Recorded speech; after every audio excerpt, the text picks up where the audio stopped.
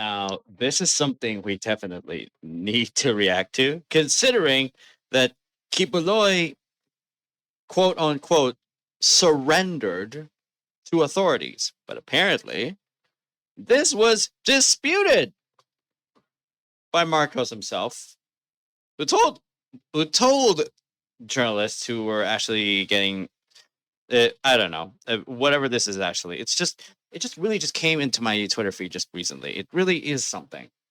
This is really something. I did not expect. I really just did not expect it all the same. But I recorded it. I'm just making sure this actually came from the broadcast. So ANC actually covered this. So yeah, may as well just see what we're dealing with here, considering that I am not kidding. Marcos has personally disputed that Quiboloy did not surrender. All right, let's see what he's got to say then. A bit for a breaking story. We'll get back to you soon. We go now to an ongoing interview with President Marcos. Let's listen in. Sabihan, to an official authority, sasabihin nagsusurrender na ako. Alam ko may... To an official capacity, he's claiming that he's surrendering. But what? May court order na, may arrest order na ako. Kaya... My court order, my arrest order. No, you did not surrender. So apparently, it came to a point that it is not called a surrender. It is called an arrest, considering that you had to wait until that court order, Quiboloy. Unfortunately, Marcos is right over here. I don't want to agree with every politician or every leader, because that gives me biases. That gives me geopolitical biases every freaking time. But let me tell you, if the odds are stacked against you, the only thing that you have to do is treat the matter delicately and do something appropriate. Heck, Duterte himself was advising you, Quiboloy. He was advising you to give it up already and stop all of this before it escalates entirely. And nope, that did not happen. Magsusurrender na ako. Hindi ganyan yung nangyari. Ang nangyari, napilitan siyang lumabas dahil malapit na ang pulis sa kanya. Yeah, he was forced to get out. The KOGC was being raided. His secret rooms are being looked at. So the only thing that he could do is just show himself. And that's called surrendering. I thought he was actually surrendering, but it comes to a fact that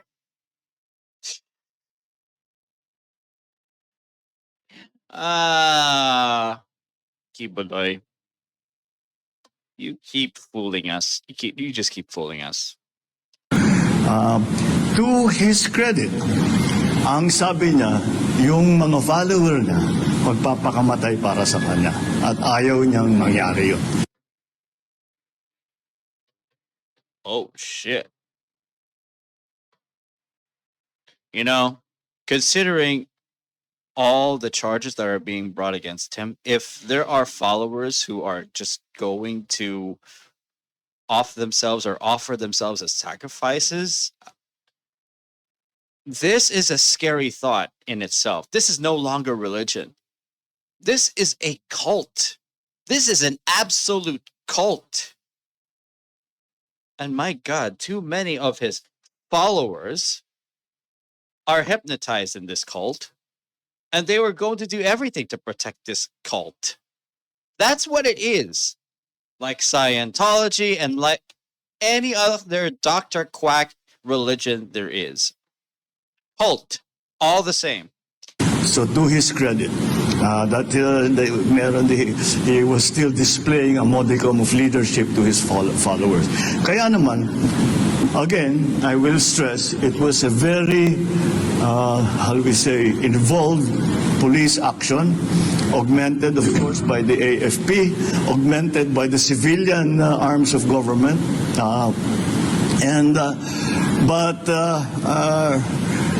It was, once again, it was really through the efforts of what our policemen did.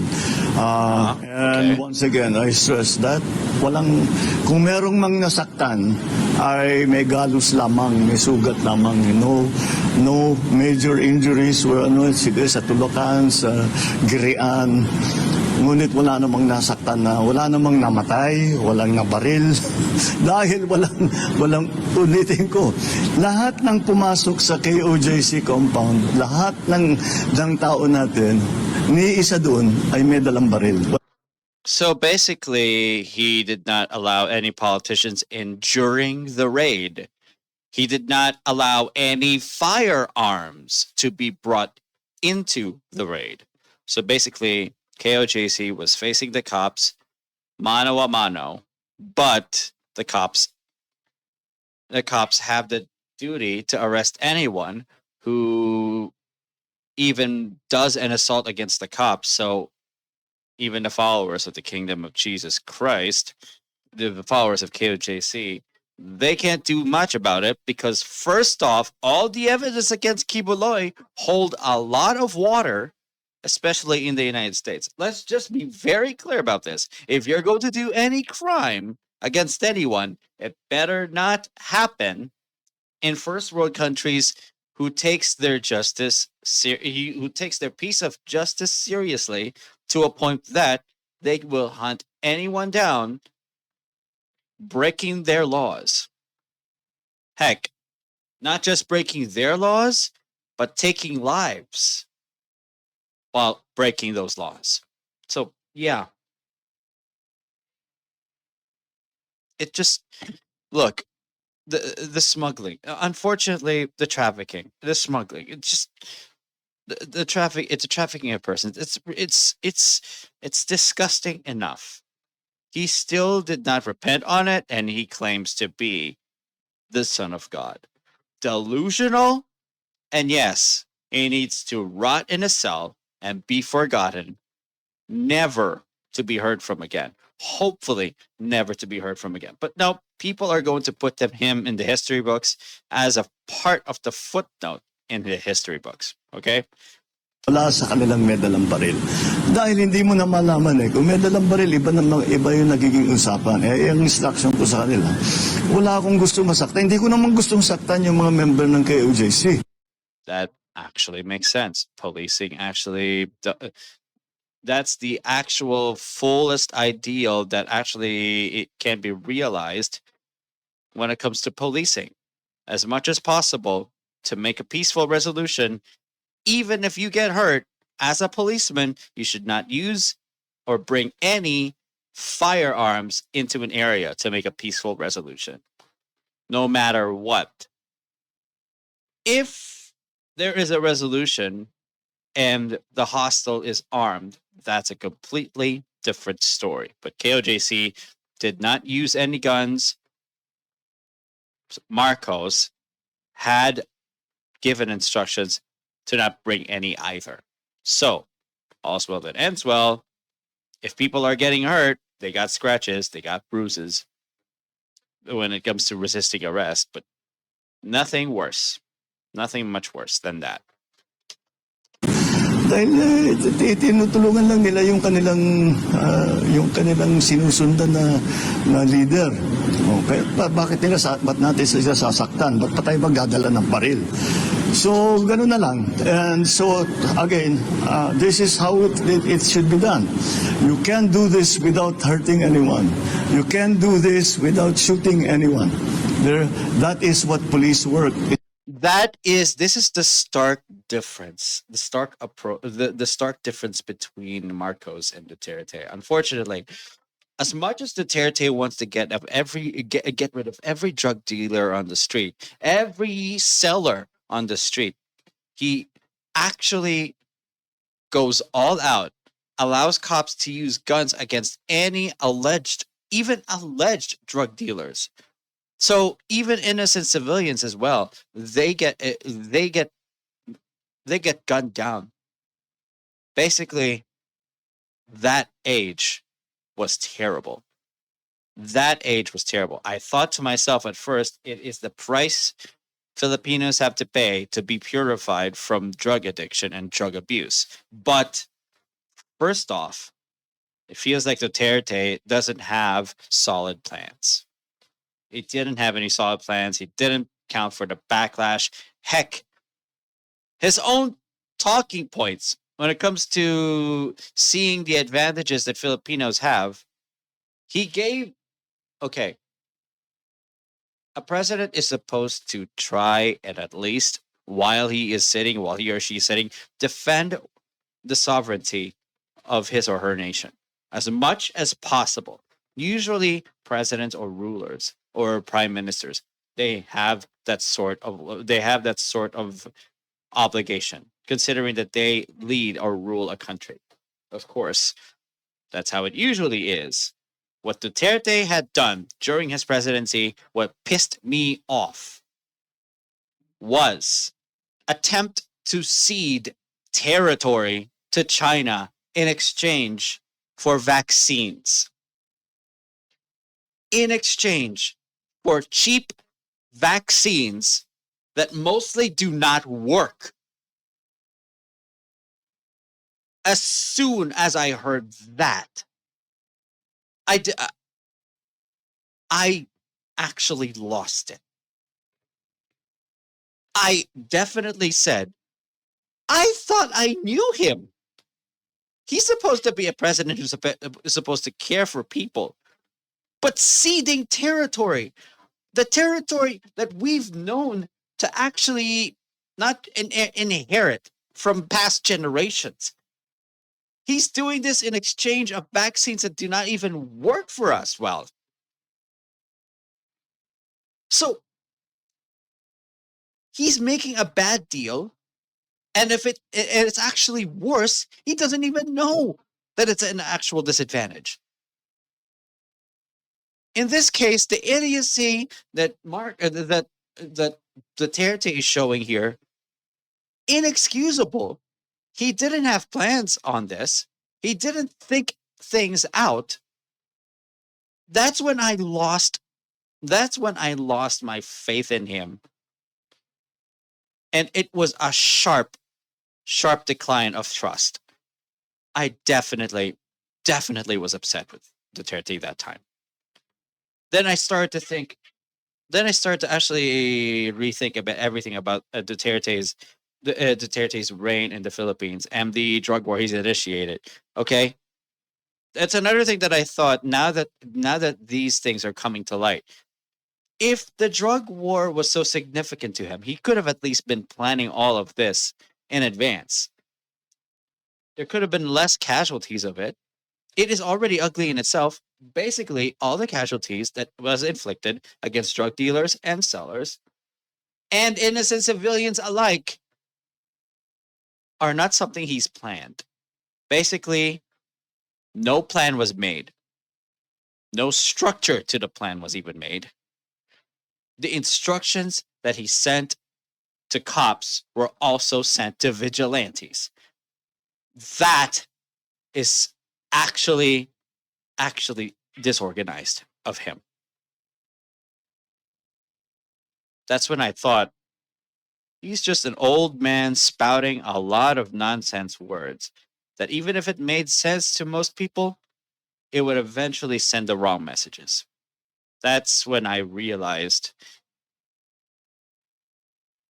a majority of us should not have voted for him. The Chinese put him there.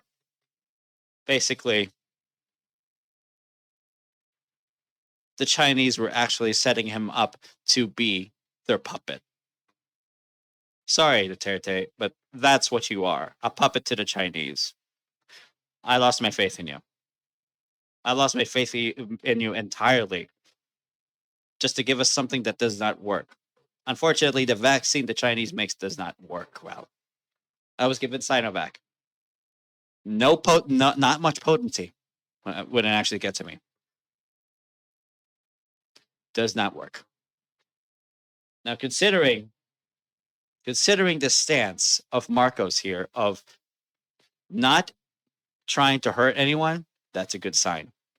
Considering that is a good sign, that's a complete difference from what Rodrigo Duterte's policies were during his presidency.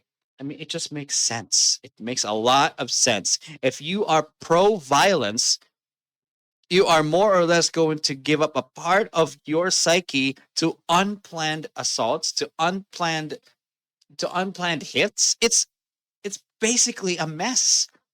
If you're entirely pro violence when it comes to when it comes to integrating it into your leadership role, it is a mess. So unfortunately, Duterte, people know better than you do. Unfortunately, that's what I feel about you, and I will never entrust you with my life at all. Even if you were the one to give us the best type of vaccine, why give us Sinovac? Screw you, Duterte. It's meant to be. And this is police work at its best. Kaya congratulations sa lahat ng ating mga kapulisan, yung na-involved, yung behind the scenes na na-involved, ang ating Chief PNP, talagang all the time, araw-araw nagre-report sa akin to Look, no leader is perfect, but if they do whatever they can to at least make sure that the welfare of people are taken into account and their safety counts more, at least, hey, that is to be given credit to them. They know at least what it means to preserve the lives of their own citizens. That's at least something to be given credit for. Okay? Considering that Marcos is in his presidency for a long while now.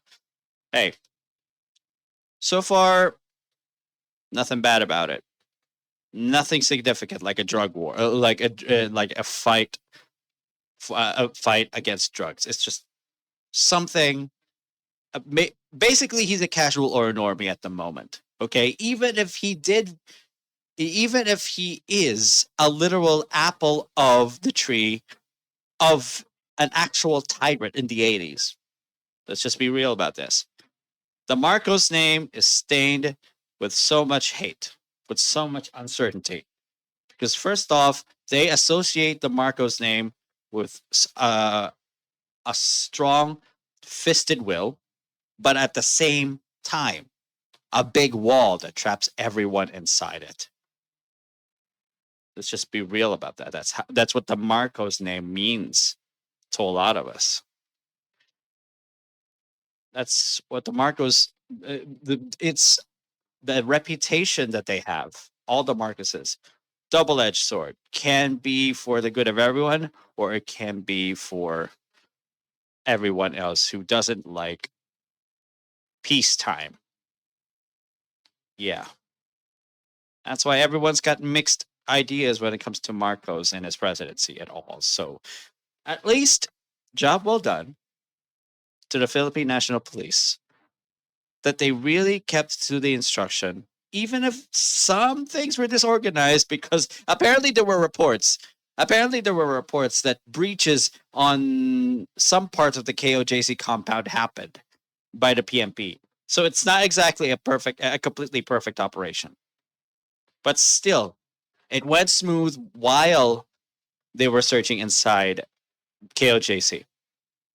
sometimes 2-3 times a day kung ano yung mga pangyayari doon sa Davao. So it is really with some relief that I can say that at least this phase of that operation is now over, and we now leave Mr. Quiboloy to the judiciary, to the judicial system, and siyempre babantayan natin na tama naman ang mangyayari, na lahat ng kanyang karapatan, walang nasasagasaan sa karapatan niya, wala namang ibabaliwala sa kanyang kahilingan kung ano man yun. But again, there is no special treatment. Although he's a very prominent person, we actually, hindi na, kung kahit na may magsabi na gawin natin special treatment, hindi namin alam gawin yun eh. We don't know what special treatment is. Marcos, you're gonna have to check our prison system, because unfortunately there are some inmates who get special treatment. Maybe you don't see it because of your own terms, but you really have to re-examine your prison system. Unfortunately, Bilibid has that. Bureau of Corrections is a little bit on Well, not exactly. They got screws loose. They don't have just one screw loose. They got screws loose here. So please, you need to check your prison system. So we will treat him like any other arrested person. I will not take it for your word, however, if you're just going to treat Quiboloy as any arrested person. I will be checking. I will be checking if Quiboloy really is treated as any other person, because let's just be real about this. Quiboloy is of age, okay? It's a good thing he is of age and he's not too old. But if he is too old, there's gonna be a little bit of a feather treatment here. But nope. Considering that he was running and that he's got the energy to at least resist pain, definitely do not treat him like a VIP. And will respect his rights, and we will go through the process. The process will be transparent. Everyone who is involved will be accountable, and we will demonstrate once again to the world that our judicial system in the Philippines is active, is vibrant, and is working well. All right? Thank you. Okay, thank you. Right. Well, there we have it. That's actually Marcos really just making a statement right then and there. I'm not streaming at the moment, but let me just tell you guys, when I saw this, I am a bit relieved. I'm at least relieved. I'm at least relieved, but there are some points in this speech that really just make me want to try and try to actually believe it. But some points of it, I have got to see evidence first that he means what he says. If Quiboloy is definitely not going to be treated as a VIP, he's definitely not going to be treated as a VIP. That's got to be, at least he's to be given merit for that. But I really implore you, Marcos. I'm not biased to you, but your prison system, please take a look at it again. Okay? Please take a look at it again. Please, just say. All right?